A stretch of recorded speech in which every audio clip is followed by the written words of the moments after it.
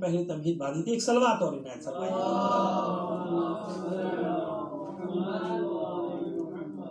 ابو ایمن ایک اپنے زمانے کا بڑا عابد و زاہد ہے، اس کے زمانے کا 5ویں امام کا، امام محمد باقر علیہ السلام، اور اس کو اپنی عبادت پہ گھمنڈ بھی بڑا ہے، بہت گھمنڈ، مغرور بہت، وہی غرور عبادی اس کا، اسی کے لیے میں نے کہا تھا لوگ اس کے تقدس کی قسمیں کھاتے ہیں، اس کو دیکھ کے مسجد میں اپنے آنے جانے کے اوقات مقرر کرتے ہیں کہ ہاں اب یہ گیا، اب 10 منٹ کے بعد اذان ہونے والی ہے، اب سامان مجھے کرنا شروع کرو، دکان پیک کرنا شروع کرو۔ امام کے حوالے سے اس تک خبر پہنچی کہ امام نے تسلی دی، ڈھارس دی ہے گناہ گاروں کو شفاعت کی، خاص طور پہ شفاعت محمد صلی اللہ علیہ وآلہ وسلم۔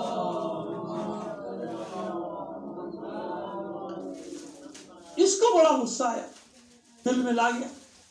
اچھا ویسے ہی اس کے دل میں، ایسے لوگوں کے دل بغض سے بھرے ہوتے ہیں، اہل بیت بغض سے بھرے ہوتے ہیں، بے شک ان کی پیشانی پہ کتنے ہی داغ ہوں۔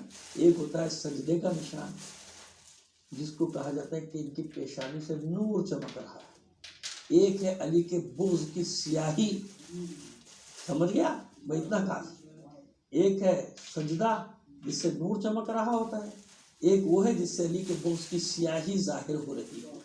تو بس اس کے چہرے پر بھی علی کے بغض کی سیاہی۔ دیکھیں میں کئی مقامات پر کر چکا ہوں کہ بلال کا، حضرت بلال رضی اللہ تعالیٰ عنہ کا، بلکہ بھیا ہم تو سیدھی سی بات ہے، ہم تو ان کو بھی سلام اللہ علیہ کہتے ہیں، دنیا مانے نہ مانے، جو کو مقدمہ ہونا نہ بنا لو، حضرت بلال کو ہم کیا کہتے ہیں؟ حضرت بلال سلام اللہ علیہ۔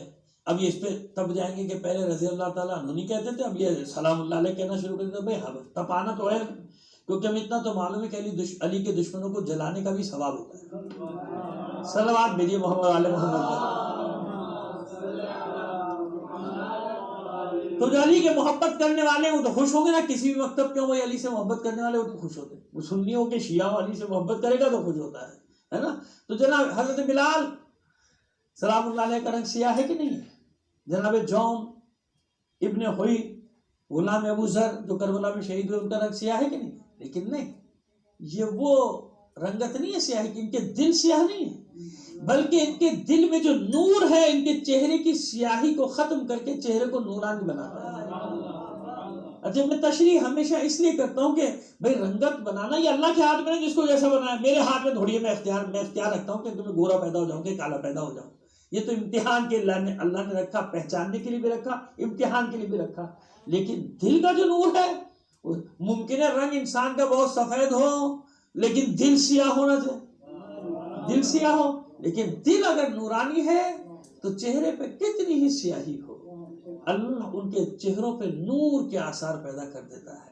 اس کے لیے بڑی بڑی روایتیں، میدان حشر کی بھی روایتیں جناب بلال کے لیے بھی اور جناب ابو ذر جناب جون ابن ہوئی غلام ابو ذر کے لیے بھی، لیکن خیر آگے چلتے ہیں جناب، بات کو لے کر آگے بڑھتے ہیں۔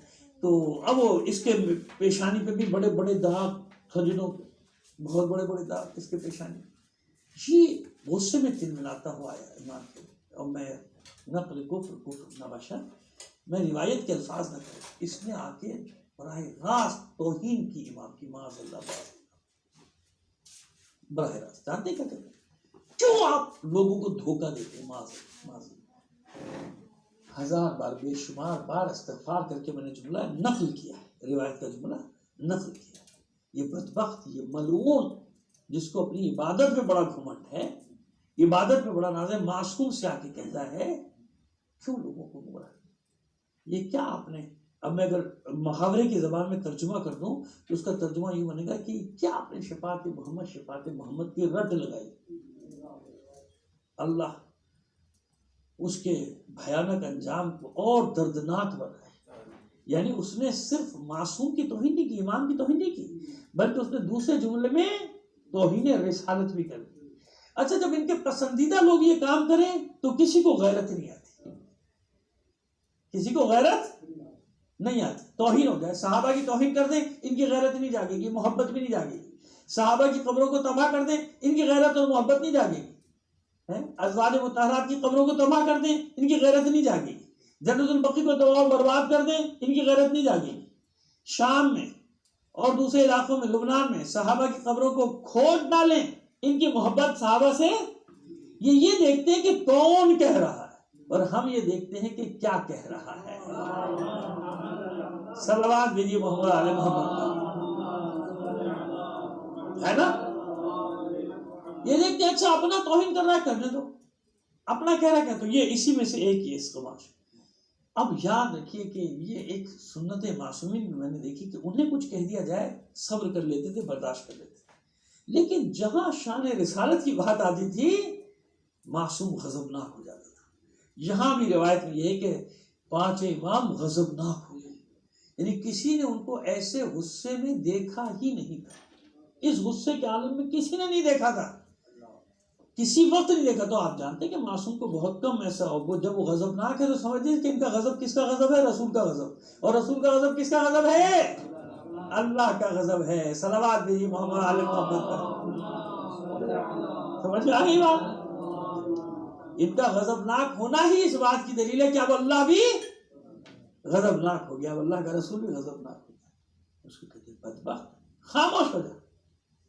یہ بھی روایت بہت تفصیلی ہے، میں خلاصہ کروں تاکہ اگر تو نے اپنے شکم اور شرمگاہ کو بچایا ہوا ہے تو کیا سمجھتا ہے کہ بشارت صرف ان لوگوں کے لیے شفاعت، یعنی ہم جو کہہ رہے ہیں شفاعت کی بات تو یہ صرف ان کے لیے کر رہے ہیں جن پہ جہنم واجب ہو چکی، یعنی وہ یہ سمجھتا تھا کہ جن پہ جہنم واجب ہوگی یہ ان کی شفاعت کر، عمل کی کوئی بات نہیں۔ امام نے کہا تو یہ سمجھے بیٹھا ہے کہ اگر تو اپنے عبدے کی بات آگے شکم کی حفاظت کرتا ہے، یعنی شبہات میں نہیں پڑتا، حرام نہیں کھاتا، مکروہ نہیں کھاتا، یہ ہوتا ہے نا جو عبادت گزارا تو یہ بھی نہ کرو، یہ بھی نہ کرو، یہ بھی نہ کرو، اور اپنی شرمگاہ کی یعنی کردار کی حفاظت کرتا ہے، تو یہ سمجھ بیٹھا کہ شفاعت سے مراد صرف گناہگار کا۔ یاد رکھ قیامت کے دن کوئی ایک فرد بھی ایسا نہیں ہوگا جو محمد عربی کی شفاعت کا محتاج نہ ہو۔